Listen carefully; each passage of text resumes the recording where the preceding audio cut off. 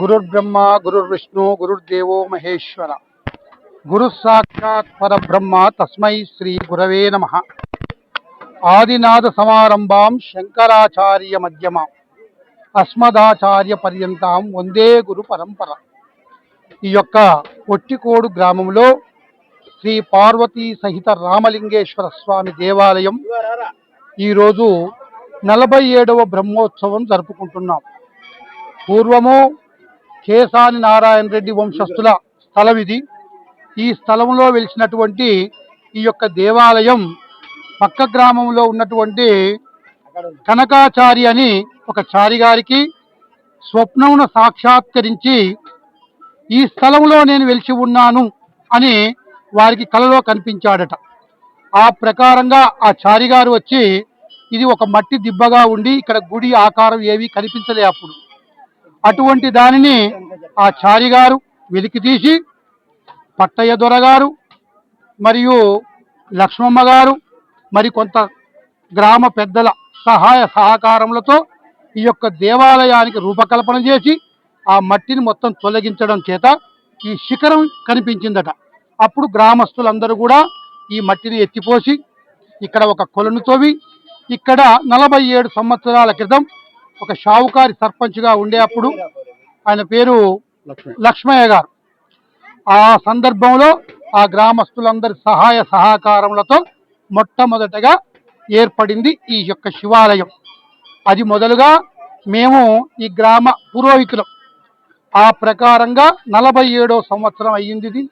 నేను చేయడం కూడా నేను ముందుగా మా నాన్నగారు చేసిండు, తదనంతరం నేను ఒక 30 సంవత్సరాలు కావస్తుంది ఇంచుమించుగా. ఇది నా పూర్వజన్మ సుకృతం అని నేను భావించుకుంటున్నాను. నా యొక్క చేతుల మీదుగా ఇంత పెద్ద కార్యక్రమం జరుగుతుంది.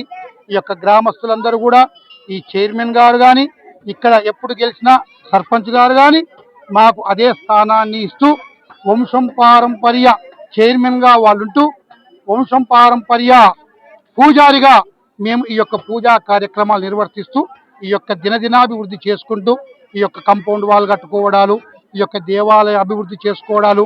ముందుగా ఒక్కటే గది ఉండే, ఆ తదనంతరం కొందరు భక్తులకు కోరుకున్న కోరికలు నెరవేరడం చేత గణపతి మండపం, అమ్మవారి మండపం, రేణుకా ఎల్లమ్మ మండపం, నవగ్రహ మండపం ఈ ప్రకారంగా నిర్మించుకొని ఈ యొక్క సీతారామచంద్ర స్వామి వారికి కూడా కళ్యాణాలు చేస్తూ దినదిన ప్రవర్ధమానంగా వెలుగుతుంది. నాకు తెలిసినంత వరకు కూడా నా పురోహితంలో ఎవరైనా సరే ఇక్కడికి వచ్చి గనక వివాహం కానివారు, సంతానం కానివారు గనక ఇక్కడ నాగపడగలకు అభిషేకం చేసుకున్నట్లయితే తప్పకుండా సంతానం కలిగి సౌభాగ్యం కలిగి, వివాహం కాని వారికి వివాహం కూడా అయ్యి సుఖ సంతోషాలతో ఉన్నారని చెప్పి కూడా ఇక్కడ అందరికీ తెలిసిన విషయం. జై శ్రీమాన్. ఎలాంటి ఇబ్బందులు లేకుండా ఇక్కడ అన్ని సౌకర్యాలు కల్పించాము. ట్యాంకులు కట్టినాము, మంచినీళ్ళ సౌకర్యం ఉంది. ఇక్కడ గుడి దేవాలయం కూడా చాలా పెద్దగా ఉంది. వసతి గృహాలు కూడా ఉన్నాయి, ఒక 2. వాడు వచ్చిన వాళ్ళకు మాకు నిద్రించడానికి చేయడానికి ఇక్కడ అన్ని వసతులు కలుస్తాయి. ఊరు బయట ఉంది, మంచి విశాలమైన భూమి ఉంది, విశాలంగా ఉంది. కాకపోతే ఈ గుడిని అభివృద్ధి చేయడానికి చాలా ఆశలు ఉన్నాయి, చాలా చేయాలి అని మేము కోరుకుంటున్నాము. వెళ్ళవేళ్ళ ఇది మా తాతగారు అయిపోయిండు, మా నాయనగారు, ఈ తరంలో 3వ తరం నేను ఉన్నాను. ఇప్పటి వరకు అలానే కొనసాగుతున్నది. ఈ జనాన్ని మొత్తం కలుపుకొని భక్తులందరినీ ఇంతవరకు నేను చేసుకుంటూ వస్తున్నట్టే నేను కూడా చాలా పుణ్యాత్ముని అనుకుంటున్నాను. ఈ జనం అంతా నాకు సహకరిస్తున్నారు. భక్తులందరూ మంచిగా దేవాలయం జరుగుతుంది. ఎలాంటి గడపలు లేకుండా ప్రశాంతంగా జరిగే దేవాలయం అంటే నాదే అని నేను ఎంతో గర్వంగా చెప్పుకుంటున్నాను. ఇది చాలు.